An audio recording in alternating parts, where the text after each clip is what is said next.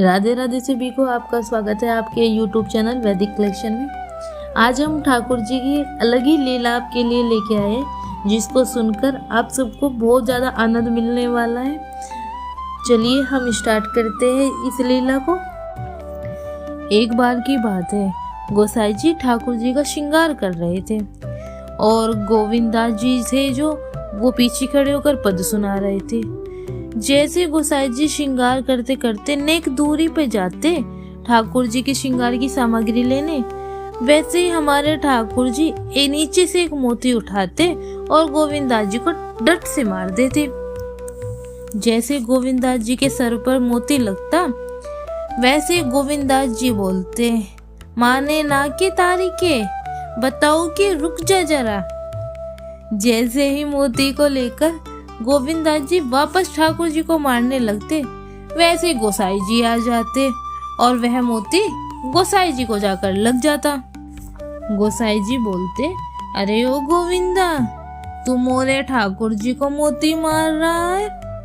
तभी गोविंदा हाथ जोड़ के खड़ा हो जाता और बोलता, मेरो नाथ देखिए, मेरो कैसो माथा फूल गयो है। आपके लाला ने मारो मोहे, आपको लाला उधम मचावे। अपने लाला का उधम तो दिखाई नहीं दे रहा, बस मुझे खरी खोटी सुना रहे हो, मोहे पर ही बरस रहे हो। बहुत उधम मचावे थारा लाला, अपने लाला को भी तनिक देख लिया करो। जब भी गोसाई जी मुस्कुराते और बोलते, हे गोविंदा, तू कितना भाग्यशाली है। ठाकुर जी तेरे साथ खेलते हैं, तेरे साथ उधम मचाते हैं, तेरे साथ लीला करते, तू तो बड़ो भाग्यशाली है गोविंदा।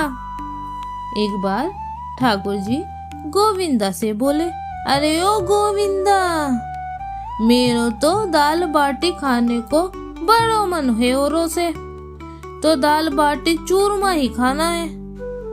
गोविंदा जी बोले, अरे महाराज, आपकी रसोई में रसोईया 56 भोग बनाता है, वो भी मुंह पर पट्टी बांधकर।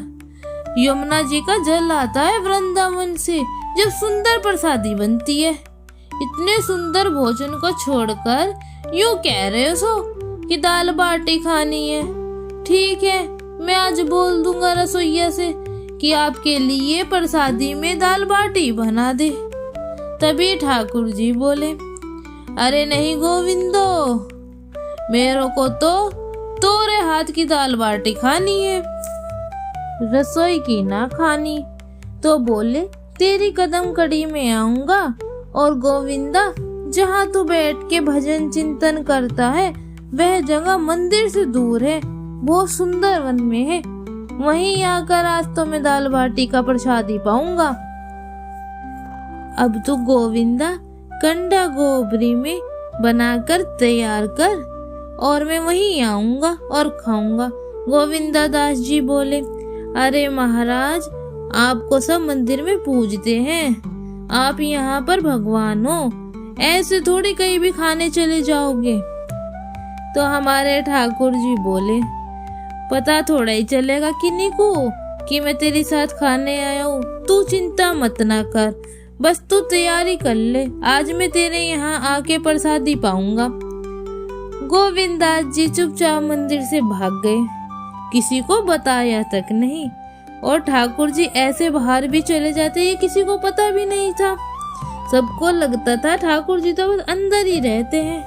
गोविंदा दास जी दौड़ कर गए और बढ़िया सा कंडा उपले लगा लगा कर महाराज जी के लिए दाल बाटी बनाई और दाल चढ़ा दी, और मन ही मन मुस्कुरा रहे थे और सोच रहे थे कि सुंदर से ठाकुर जी दाल बाटी का प्रसाद पाने आएंगे।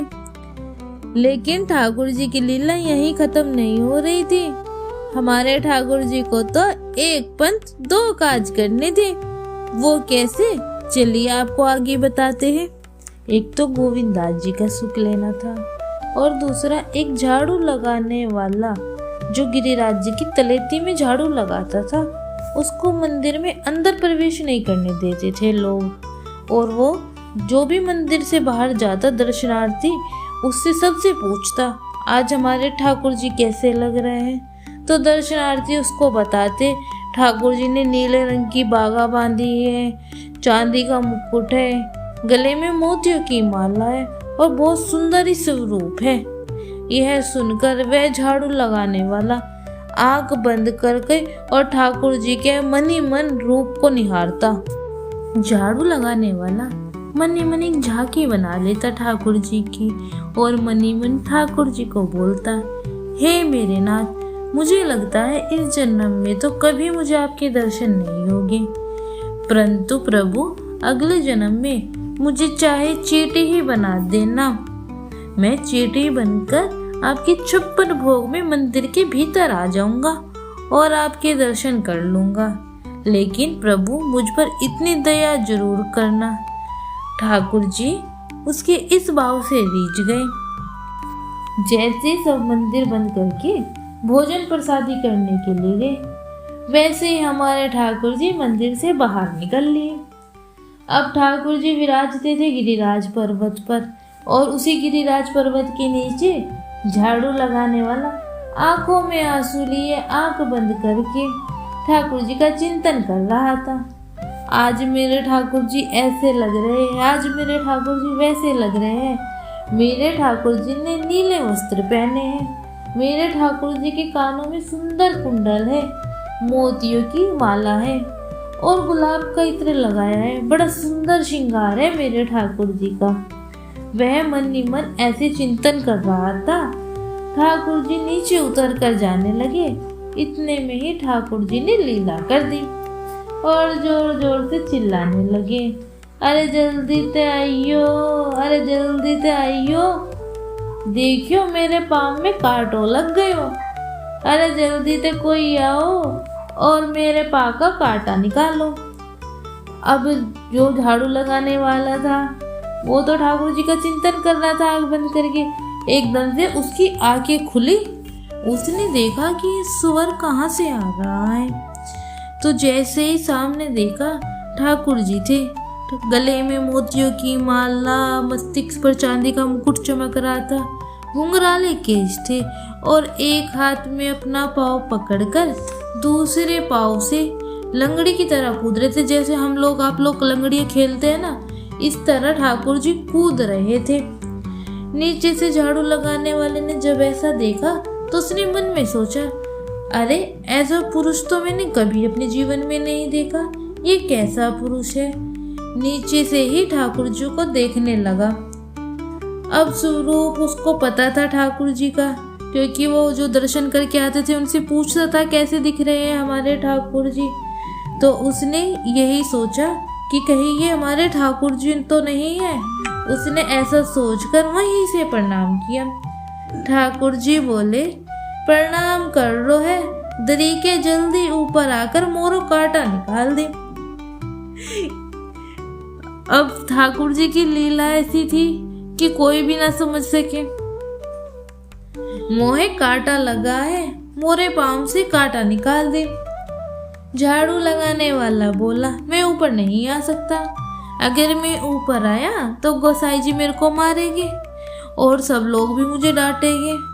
तो ठाकुर जी हमारे बोले, अरे नहीं गोसाई जी, ऐसो कुछ ना करें, ऐसो तो बाहर के लोगों ने नियम बना दिया है, मैं तो सबको मिलूँ, तो ऊपर आके मेरे कांटो निकाल दे। जैसे ही ऊपर गया वैसे जैसे जैसे ठाकुर जी के समीप जाता तो उसके नेत्र और सजल होते जाते। जैसे ही ठाकुर जी के समीप पहुंच गया तो ठाकुर जी बोले, देख क्या रो है भैया, जल्दी मेरे पाँव का कांटा निकाल दे। ठाकुर जी ने उसकी गोद में चरण रख दिए।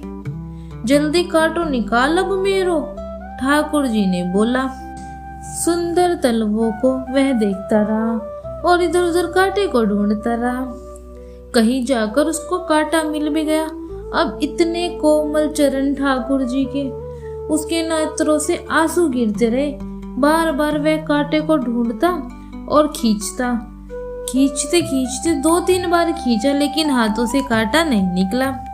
अब ठाकुर जी बोले, अरे ये हाथों से ना निकले, मेरे पाँव को पकड़ के अपने मुंह के पास ले जा और दातन से निकाल दे। उसने कांटा मुख से निकाल दिया। अब ठाकुर जी बोले, मोहे जाना है गोविंदास जी के पास, तो एक काम कर, मुंह पे चला न जाए, मोहे अपने कंधे पर बिठा ले। और ठाकुर जी उनके कंधे पर बैठ गए, सर को पकड़ लिया और उनके कंधे पर दोनों तरफ पैर लटका कर बैठ के गोविंदास जी के पास जाने लगे, क्योंकि गोविंदास जी ने भी दाल बाटी चूरमा बनाया था। गोविंदास की कमरकंडी पे जाने से पहले उन्होंने ठाकुर जी को उतार दिया, पूरा अंदर तक नहीं छोड़ा, क्योंकि उनको भी डर था कि अगर मैं अंदर लेके गया तो मुझे डांट पड़ेगी, गोविंदास जी मुझे सुनाएंगे, इसलिए उन्होंने ठाकुर जी को पहले ही उतार दिया। ठाकुर जी बोले, अरे मोहे यहाँ क्यों उतार रहा है? तो वह बोले, अरे प्रभु मैं अंदर नहीं जाऊंगा, नहीं तो गोविंदास मुझे डांटेगा, यहाँ से आपको खुद ही जाना पड़ेगा।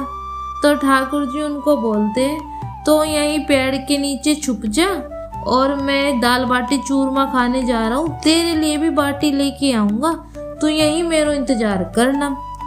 वैसे ही ठाकुर जी थोड़ा आगे जाने लगे और झाड़ू लगाने वाला वहीं पेड़ के पास छुप गया।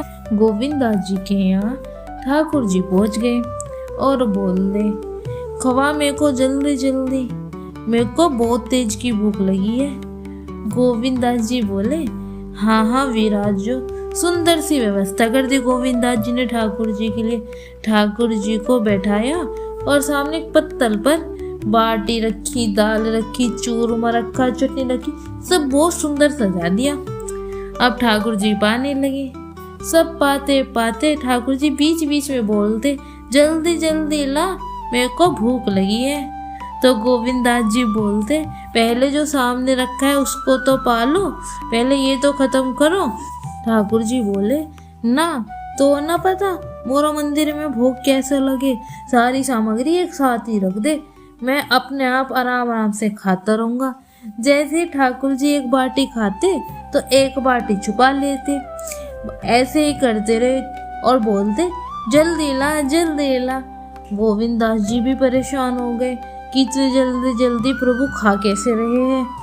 अब ठाकुर जी खाते जाए, बाटी को भरते जाए, खाते जाए भरते, जैसे गोविंदास जी बाटी सेकने के लिए मुड़ते वैसे ही बाटी छुपा लेते ठाकुर जी, एक खाते एक छुपा लेते। अब ऐसे ही करते रहे तो गोविंदास जी ठाकुर जी से बोले, ठाकुर जी मोहे ये तो पता है कि तुम्हें भूख ज्यादा लगो है, पर इतना भी ना पता था कि 54 बाटी तुम अकेले ही खा जाओगे। अब ठाकुर जी खा थोड़े रहे थे, ठाकुर जी तो एक एक बाटी छुपाते जा रहे थे, क्योंकि जो साथ आया है उसको वादा करके आए थे कि मैं तेरे लिए भी लेके आऊंगा।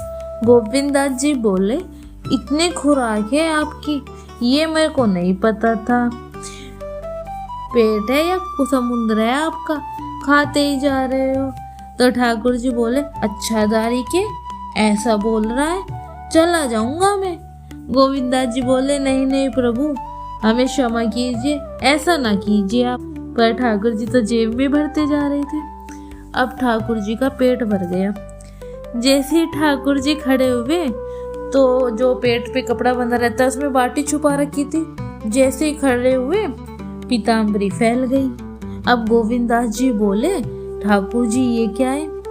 ठाकुर जी बोले, अरे कछु ना है, मैं थक गया हुआ, मैं थोड़ी देर पेड़ के नीचे विश्राम करके फिर मंदिर जाऊंगा, क्योंकि 4 बजे मंदिर खुल जावे है, मोए वहाँ दर्शन भी देने हैं। गोविंदास जी बोले, जय जय, ये बाटी खाकर आप इतने जल्दी मोटे कैसे हो गए? मोहे तो कुछ गड़बड़ लग रही है, मोहे दिखाओ यो क्या है। जैसे ही गोविंदास जी ने पीताम्बरी देखी तो पीताम्बरी में तो बाटी भरी हुई थी। गोविंदास जी बोले, अब ये क्या लीला है? यो बाटी कौन के लालो भर के ले जा रहे हो? सच्ची सच्ची बताइयो लाला, तूने और दूसरा कौन सा दोस्त बना लियो है, कौन सा मित्र बना लियो है जो के लिए यो बाटी लेके जा रहे हो? तो हमारे ठाकुर जी गोविंदास जी को पेड़ के पास ले आते हैं जहाँ पे अपने पुराने सखा को छोड़ के गए थे। झाड़ू लगाने वाला वहीं पेड़ के पास बैठा था। गोविंदास जी बोले, अच्छा अब यो आपको सखो बन गयो है, इसके लिए बाटी लेके आ रहे थे। ठाकुर जी बोले, अरे अरे अब तेरे को सब पता लग गया है, बट किसी को कह ना दियो, खुद तो इतने वेद बना दिए, उन वेदों में इतने पुराणों में इतनी चीजें लिखवा दी, पुराणों में शुद्धता पवित्रता सबके लिए इतने नियम बना दिए, और खुद तुम क्या कर रहे हो? कोई के सर पे बैठ के घूम रहे हो, कहीं भी जा रहे हो, कुछ भी खा रहे हो। ऐसे नहीं चलेगा। जैसे नियम हमारे लिए बना रखे वैसे अब तुम्हें भी अपना शुद्धिकरण करना होगा। अब वह ठाकुर जी को यमुना जी के किनारे ले जाते हैं। अब ठाकुर जी बैठे हुए अपने ऊपर यमुना जी का जल टपक टपक, कभी हाथ धो रहे, कभी पैरों पे डाल रहे। अब ऐसे ठाकुर जी अपने ऊपर यमुना जी का जल, नदी का जल डाल रहे हैं, वैसे गोविंदास जी आके पीछे से जय जय को धक्का दे देते हैं और जय जय पानी में गिर जाते हैं। और जय जय को फिर बोलते अब पूरी तरह शुद्धि हुई है आपकी। तो ऐसी हमारे ठाकुर जी की लीला है।